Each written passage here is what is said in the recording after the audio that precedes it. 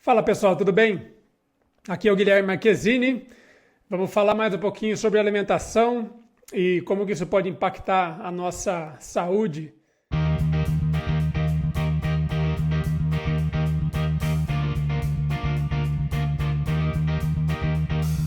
Então, uma coisa que todo mundo já ouviu é sobre gorduras e os diferentes tipos de gorduras e o quanto que isso pode impactar a nossa saúde. Todo mundo conhece essa história, né? Gordura tem uma fama um pouco pesada aí tem tido, né, nos últimos anos. Mas o grande objetivo desse vídeo aqui, na verdade, é mostrar o quanto que as coisas são muito mais difíceis e mais complexas do que simplificar que tem gordura do bem e do mal, entendeu? O título da aula já reflete isso, né? Uma das perguntas que eu mais recebo é se a gente pode comer gordura, se a gente pode comer manteiga, se a gente pode comer a capinha da picanha. Vocês conhecem a história, vamos ver se a gente consegue esclarecer esse negócio. Então vamos lá. Primeiro de tudo é chamar atenção para que o troço é complicado pra caramba. A gente precisa ter noção muito boa de bioquímica, de nutrição, até de fisiologia, como é que esse troço vai ser processado pelo organismo. Então vamos lá, quando a gente fala de comer óleos e gorduras, óleos geralmente tendem a ser vegetais, gorduras a gente se refere quando são de fonte animal. Quando a gente fala de comer óleos e gorduras, a gente está falando de triglicérides. Óleos e gorduras nas comidas, nos bichos por aí, nas plantas que a gente come, são formas de triglicérides geralmente, né? A gente abrevia aqui como TG geralmente. Triacilglicerol. Então já dá uma ideia de como a química já começa a invadir a nossa história aqui.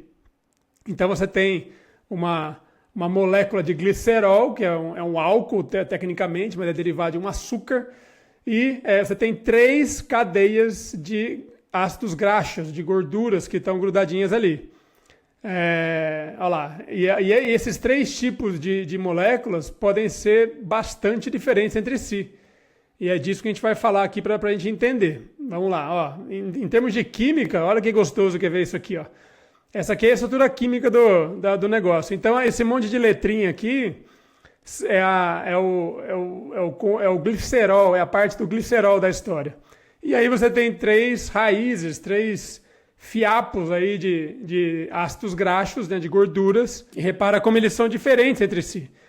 Em uma mesma molécula de triglicérides, você pode ter 3 tipos de ácidos graxos diferentes. E então, vocês estão vendo que alguns são só serrilhados, tem outros que tem uma linhazinha em volta. O que é esse negócio aqui, né? Por que isso é importante pra gente?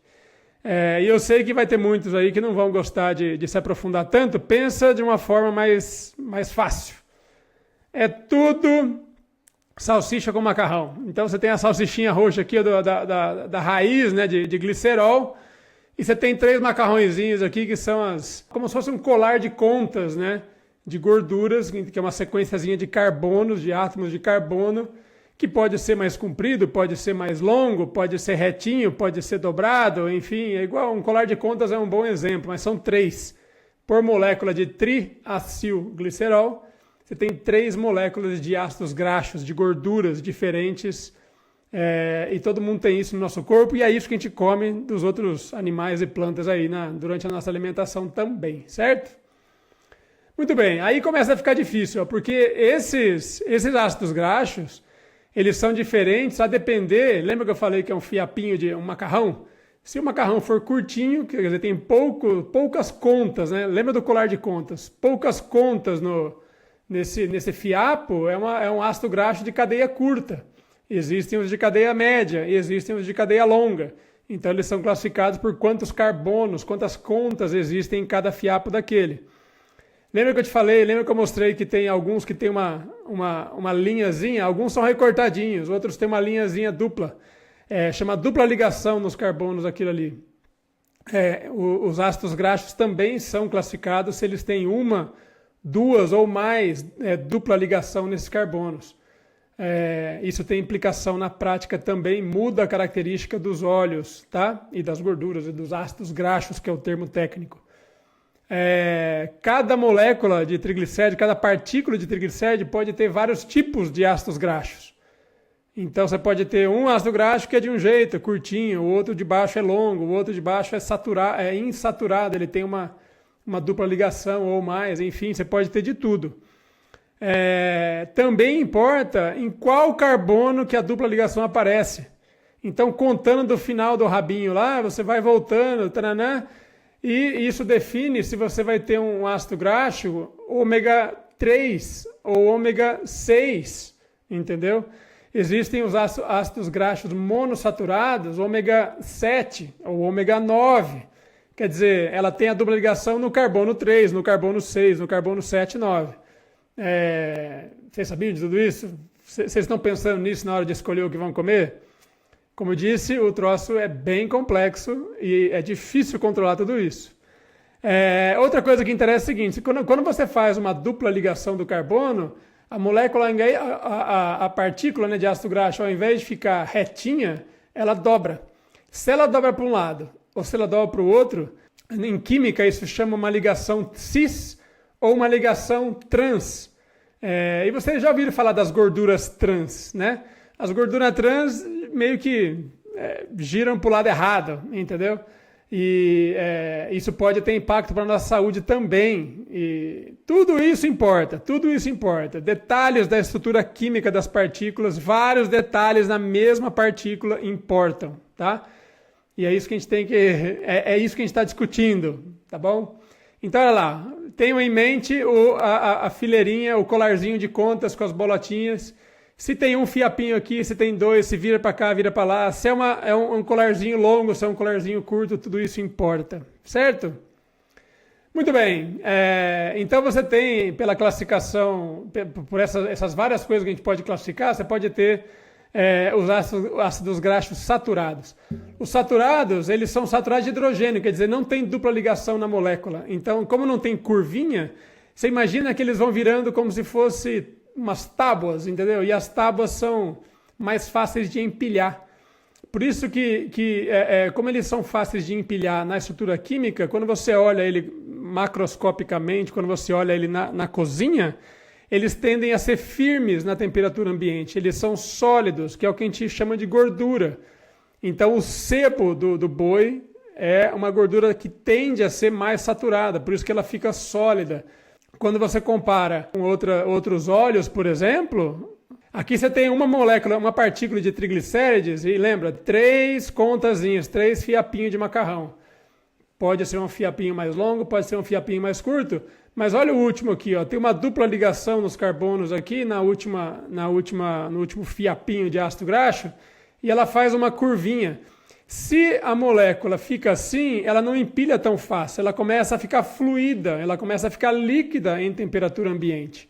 Se tiver muitas ligações duplas desse jeito, ela fica mais fina, o óleozinho mais líquido. Então, se você comparar a consistência do azeite, que tende a ter uma dupla ligação dessa, é diferente da consistência do óleo de soja, do óleo de milho, que é um óleo mais líquidozinho, porque ele é mais fluido, ele tem mais dessas ligações aqui, entendeu? Então a gente consegue inferir o que está acontecendo com a estrutura desses ácidos graxos pelo jeito que a gente vê eles no prato, entendeu? É por isso que eu quero chamar a atenção aqui. Mas, de novo, é tudo salsicha com macarrão. Pensa, não precisa pensar em carbono, não. Pensa no facinho aqui, é só para ter uma ideia, entendeu? Então, como eu já falei, o ômega 3 é um negócio que a gente escuta bastante. O que vocês não escutam tanto é que existe um irmãozinho dele, que é o ômega 6. Todos eles são poliinsaturados, todos eles têm mais de uma dupla ligação nessas moléculas, entendeu? Se ela está mais próximo do final da rabiola, do macarrãozinho, ele é um ômega 3, se ele está mais para o meio da partícula, ele é um ômega 6. Eles têm características diferentes e eles podem ter implicação na nossa saúde. O ômega 3, como vocês já sabem, ele é um óleo difícil de encontrar, um ácido graxo difícil de encontrar na natureza. Não são todos os alimentos que tem. É aquela história de que só tem nos peixes lá que moram no frio, enfim, em quantidade menor. Hoje em dia a gente quer comer salmão, mas só tem salmão de fazenda. O salmão do Alasca come caranguejinho, cria o camarão. O salmão que é criado no tanque aqui no Chile come milho, então será que é a mesma coisa? Provavelmente não. Enfim, vai se tornando difícil porque nem sempre o nutriente que a gente quer comer no dia a dia tem na nossa região, entendeu? Mas o fato é que o seguinte, o ômega 6 ele tem relevância e ninguém fala muito disso, porque ele é o ácido graxo predominante na maioria desses óleos industriais. Óleos industriais são esses que a avó não conhecia, entendeu? Para você ter óleo de soja na cozinha hoje, a gente precisou montar algumas fábricas de processamento de soja, porque o processo envolve aquecimento e pressão maior do que uma panela de pressão em casa consegue fazer, temperatura maior do que um fogão doméstico consegue fazer, e o uso de solventes químicos para extrair o óleo da soja. Opa, quase que eu derrubo meu microfone aqui. Então, são processos industriais de várias etapas. Aquela corzinha que tem na garrafa não é de verdade. O óleo sai com uma cara bem feia e ele tem que ser maquiado depois para ficar daquele jeitinho. Enfim, tudo isso é vendido em baratinho, em garrafinha de plástico, e se tornou o padrão da indústria. Então, quem vende comida hoje em dia está usando óleo industrial. Restaurantes usam óleos industriais geralmente. A indústria de bolacha, a indústria de tudo que você pode imaginar, usa óleo industrial. É muito difícil manejar manteiga, o preço ia ficar mais alto.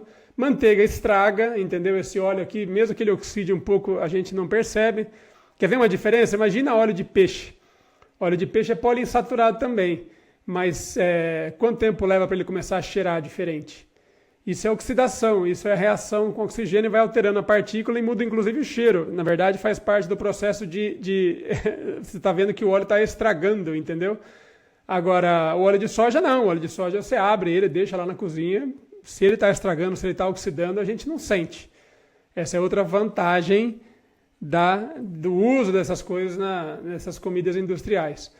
Então ninguém sabe, existe uma hipótese de que o ômega 6 pode estar relacionado com as doenças modernas de hoje em dia, porque repara, todas as coisas que a gente incorpora no nosso corpo. Você come gordura, isso vai incorporar nas suas células. Uma parte você queima, mas uma parte fica, mesma coisa com proteína.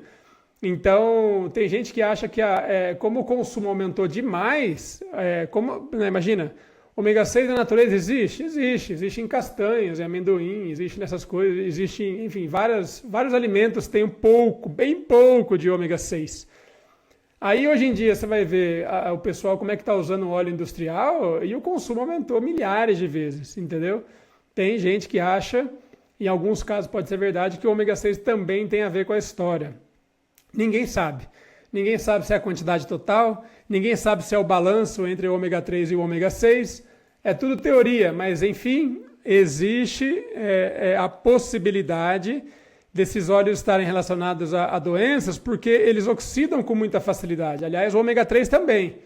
Eles oxidam com muita facilidade. Então, você incorporar no seu corpo óleos que são facilmente oxidados e que se tornam pró-inflamatórios pode não ser um bom negócio, entendeu? Ninguém sabe, mas está no jogo, está sendo estudado e é uma possibilidade que a gente tem que levar em conta, certo? O fato é, em laboratório, eles abaixam o colesterol. Então, vocês guardem essa informação que a gente vai voltar nelas daqui a pouco, tá? Apesar deles terem uma estrutura pró-inflamatória, eles abaixam o colesterol. Aí já começa a confusão. Mas vamos lá. Quanta gordura tem na comida? Isso é um negócio importante, porque não é o tipo e a quantidade não são fixos, entendeu? Então, quando a gente fala de tipo de gordura, quanto tem, imagina só, você mesmo sabe, você pode comer, sei lá, picanha, vai. Você tem uma picanha que é mais gordinha, tem uma picanha que é mais magrinha, só tem a capinha por fora.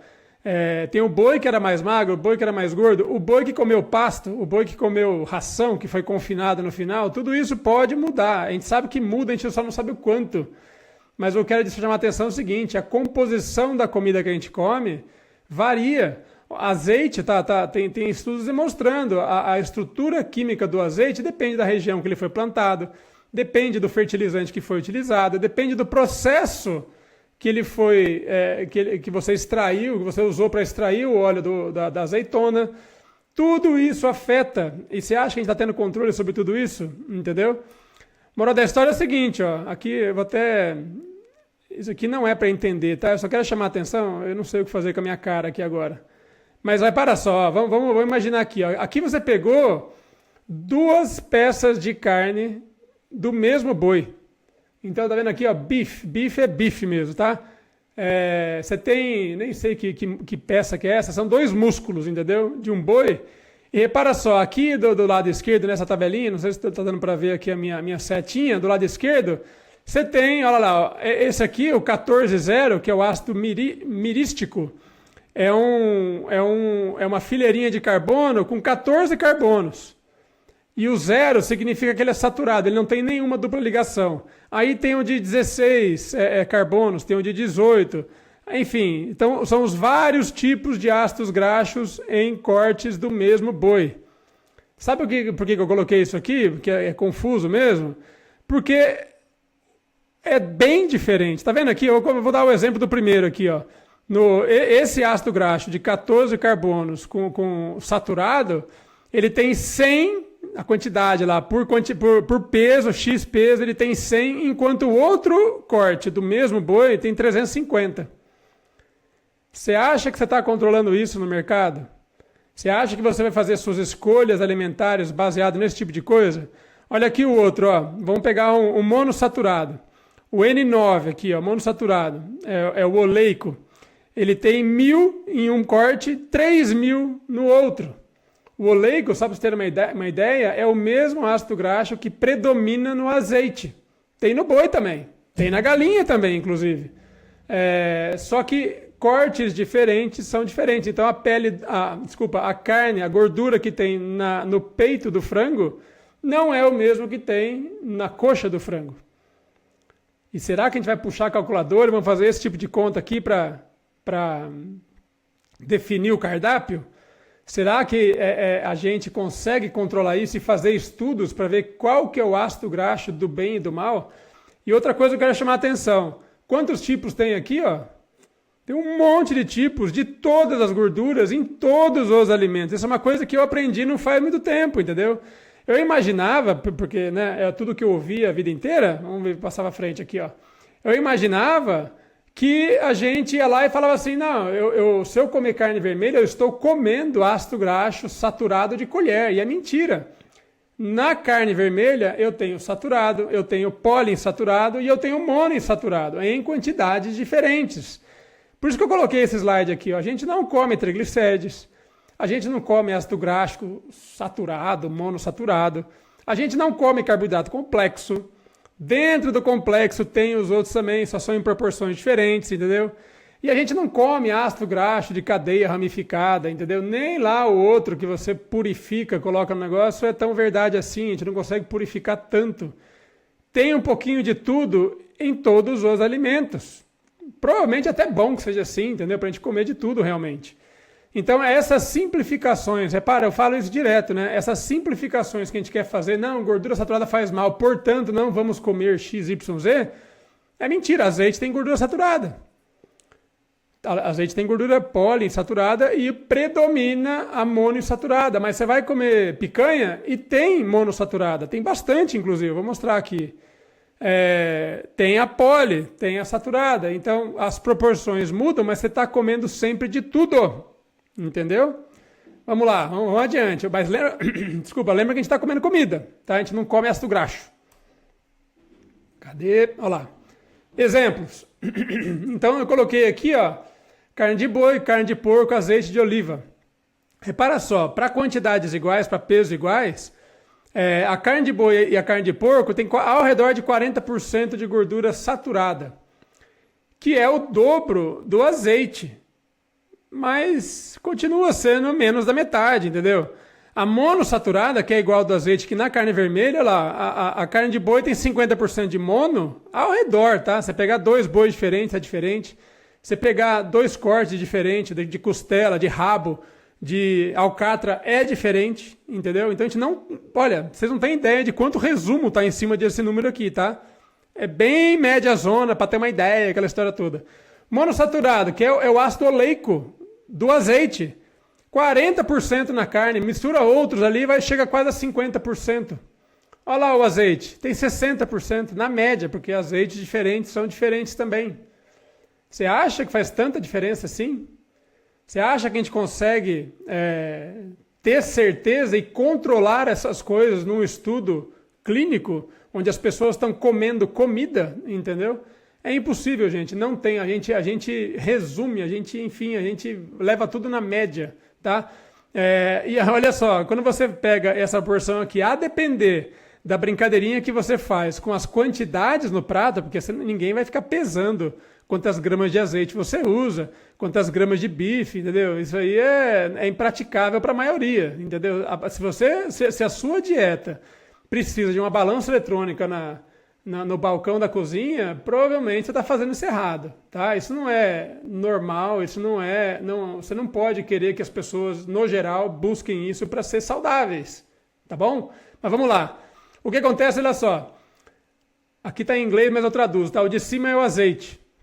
100 gramas de azeite tem 14 gramas de gordura saturada. Olha lá, repara como tem poli também, só que é menos. E de 100 gramas, 70 e tantas são monossaturadas, que é o ácido oleico, já falei para vocês. Olha lá o bacon. 100 gramas de bacon, eu estou falando de 100 gramas de bacon, de comida, tá?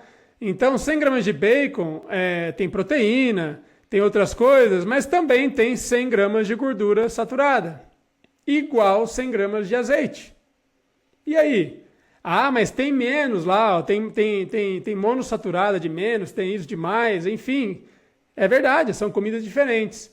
Mas se você vai demonizar a gordura saturada, o azeite está empatado ali com o bacon, mais ou menos. Entendeu?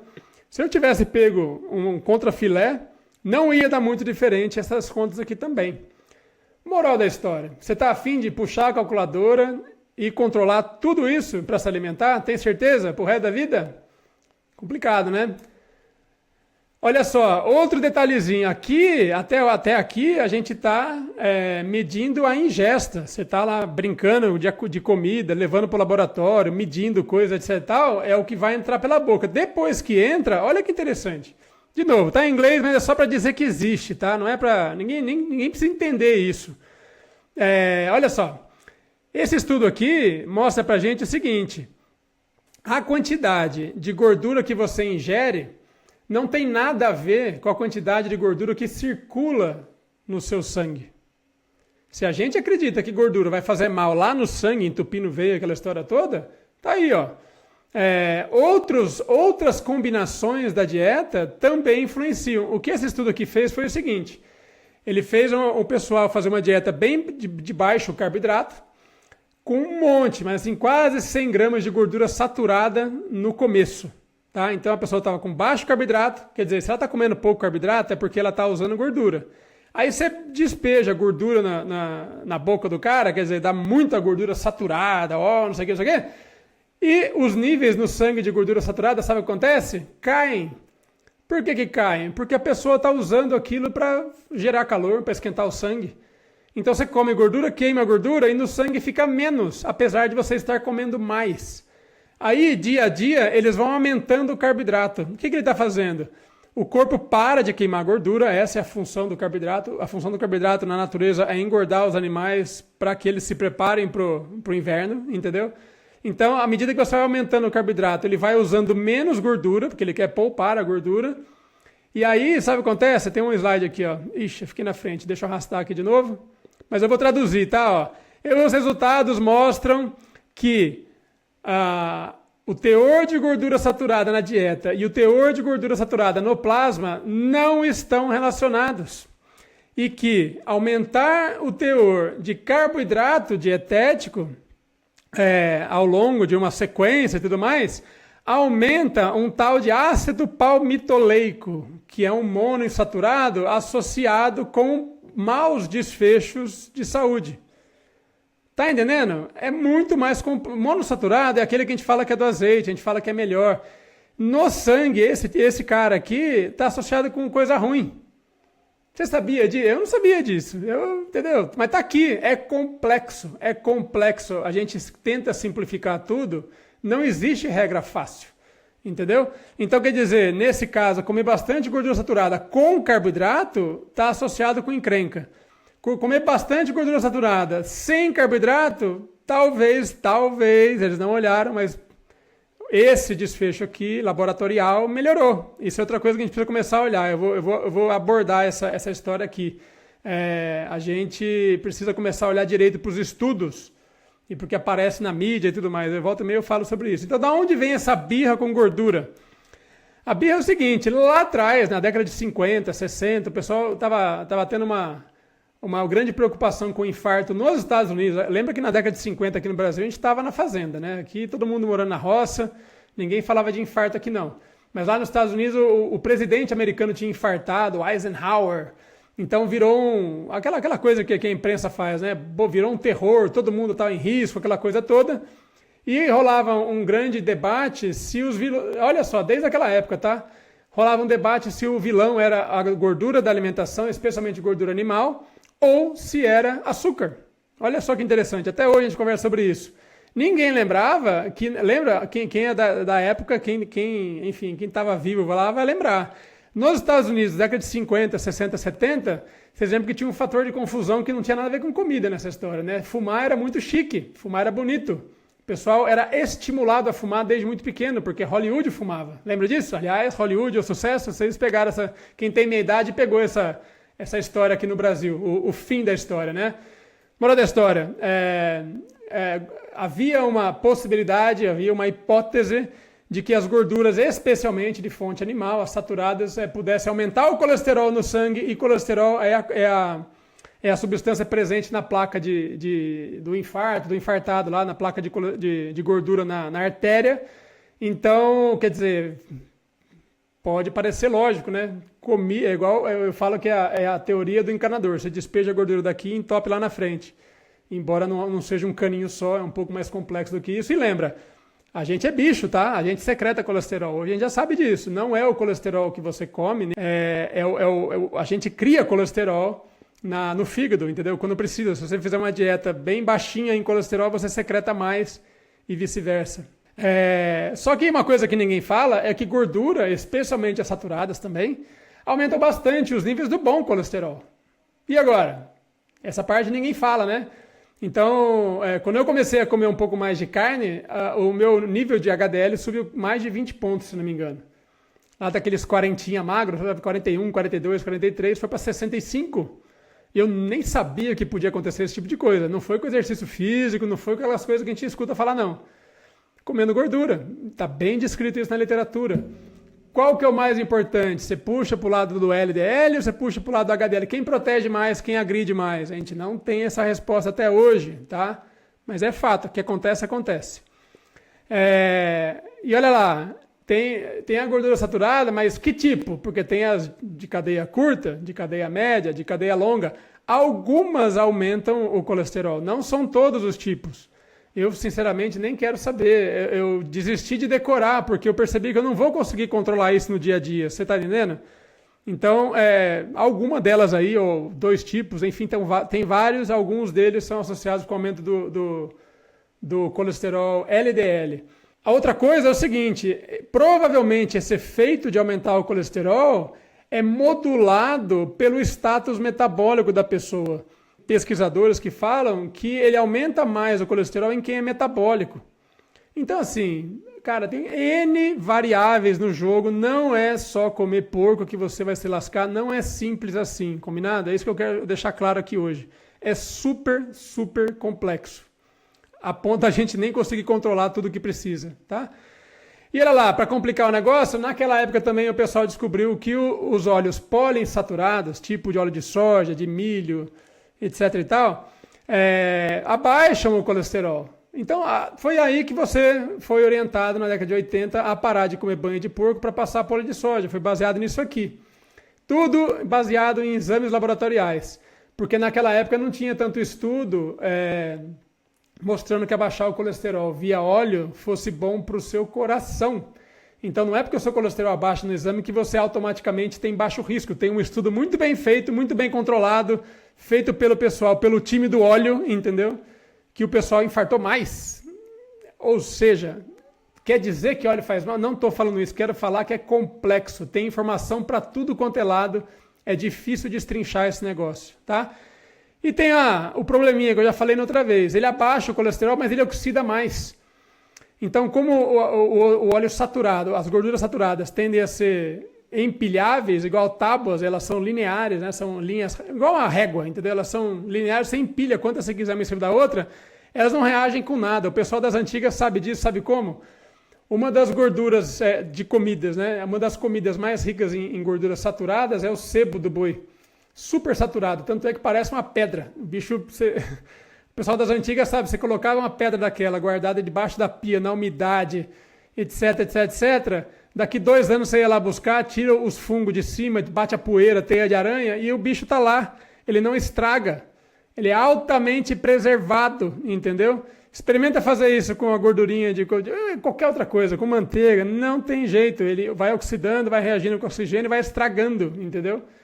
O sebo não. Então, imagina esse tipo de gordura na gente. Tem estudos que mostram a galinha alimentada com óleo de palma, que é o dendê, ela tem um perfil de ácido graxo na parede celular que oxida menos do que a galinha alimentada com óleo industrial. A gente sabe disso no ser humano? A gente tem dados para garantir alguma coisa? Não, não temos. O que acontece com o colesterol? Acontece de tudo que você pode imaginar.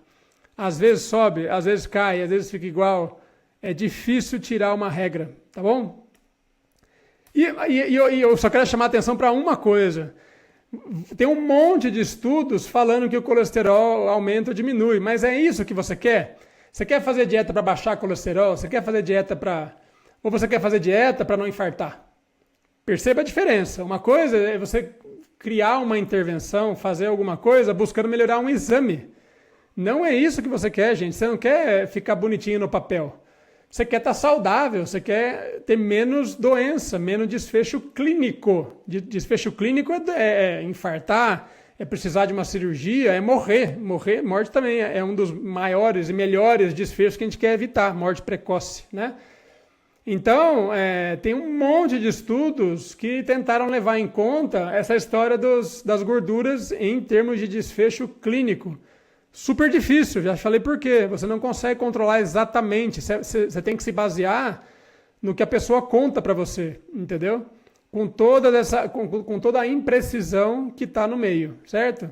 Mas enfim, colesterol é sempre um desfecho intermediário. A gente acredita que ele possa levar ao desfecho clínico, mas o que você quer ver de verdade é se a pessoa adoece ou não, certo? E o que a gente faz hoje em dia é pegar essas dezenas de estudos, junta tudo num pacotão só, para você, ao invés de estudar, vamos supor, 3 mil pacientes, você junta 20 estudos e estuda 500 mil. Então o poder estatístico, o poder de estudo aumenta porque é muito mais gente. Tem as limitações disso também, mas as meta-análises, né, essas reuniões dos dados, são as melhores fontes de informação médica, são consideradas as melhores fontes de informação médica hoje em dia. Então, o que a meta-análise fala é muito difícil de um outro estudo qualquer falar mais alto e conseguir combater, entendeu? A gente tem várias meta-análises sobre gorduras saturadas e o impacto em doença. Vamos ver o que elas falam. Eu separei algumas. Como existem várias, se não me engano, tem várias que eu falo, tipo assim, quase 10, tá? Que eu conheço. Uma ou duas falam que aumenta o risco de infarto. As outras falam que não aconteceu nada. Então, aqui, ó, isso aqui é um comentário, um resuminho sobre essa história. Eu vou traduzir de novo para vocês. Ó, o que está grifado em vermelho aqui é o seguinte. A preponderância, a maior parte das evidências indica que as dietas de baixa gordura, que reduzem o colesterol no sangue, isso é fato, não reduzem risco ou eventos cardiovasculares, não reduziram mortalidade, entendeu? Abaixa o colesterol, mas isso não se reflete no que a gente realmente quer, que é morrer menos, adoecer menos. E especificamente, as dietas que trocaram gordura saturada pelas poliinsaturadas não reduziram o risco. Isso é a meta-análise, é a reunião de toda a evidência que a gente tem, quase todas, né? Porque mesmo aí ainda tem resultados um pouco diferentes, mas a maior parte dos dados fala isso. Outra coisa aqui, ó, uma conclusão de outro autor falando a mesma coisa. O pessoal fez uma revisão de toda a literatura sobre esse assunto e concluiu o seguinte: baseado nos resultados dos melhores estudos que a gente tem sobre isso, não dá para dizer que os guidelines, esses que você escuta na TV e tudo mais, que a gente não vai no congresso escutar, foram baseados nesses resultados. Porque a gente escuta falar que é para trocar gordura saturada, gordura animal, por gordura de óleo vegetal. Eu escuto isso por aí, entendeu? Os estudos não falam isso. Os estudos não embasam essa informação. Para não falar que nenhum, eu vou falar que a minoria fala isso, mas a maioria diz que não, entendeu? Ou seja, conclusão de novo, grifadinho.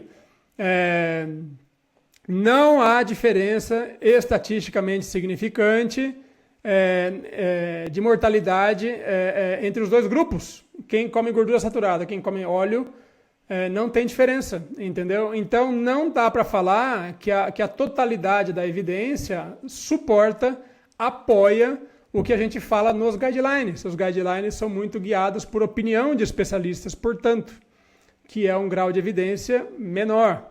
A opinião de ninguém deveria importar. A gente deveria se basear em experimentos que a gente fez e comprovar o que a gente viu, independente do que você acha. Mais ou menos é esse o racional, tá bom? Moral da história, gente, a gente não come gordura, a gente não come ácido graxo, a gente come essas coisas assim, ó. Então você imagina, sem saber nada de medicina, sem saber nada de estatística, sem saber nada de bioquímica, sinceramente, vocês acham que esse prato tá parecendo muito perigoso? Vocês acham que se uma pessoa se baseasse em comida fresca, em comida à moda antiga, sai dos pacotinhos, sai da comida refinada, comida que passou por dentro de uma fábrica, entendeu? Seja o que for, você vai lá e você vai pegar carne fresca no açougue, pode ser a carne que você quiser, pode ser porco, se você quiser comer porco caipira, melhor, frango caipira, ovos caipira, quem tem chance, né, aproveita. Enfim, quem tem chance de comer verduras e legumes frescos, com azeitezinho extra virgem, com a gordurinha da manteiga, fresca, você sinceramente acha que você está fazendo mal para você? Entendeu? A gente não tem estudos que possam afirmar que porque tem uma carninha nesse prato maravilhoso aqui, ó, que você está se prejudicando. E se você não quer a carninha, olha lá, ó, troca. Você tem algum receio com carne vermelha?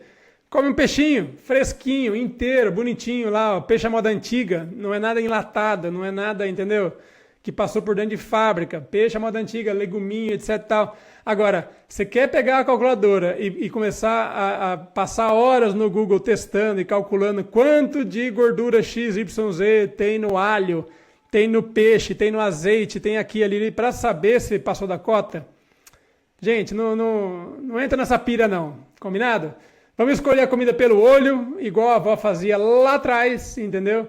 E entender que a gente só começou a adoecer quando a gente veio para a cidade. Os hábitos da cidade é que nos complicam, entendeu? Comida fresca, comida de verdade que o pessoal fala, evita pacotinho, já é meio caminho andado. Combinado? Esse foi o comentário. Me digam aí se deu para entender, o assunto não é tranquilo, ele é bem salgado, entendeu? Se você gostou, compartilha e comenta, vamos debater. Você conhece alguma nutricionista? Conhece algum médico que não pensa desse jeito? Chame ele aí, vamos conversar, numa boa, tá bom? Um abraço, tchau, tchau.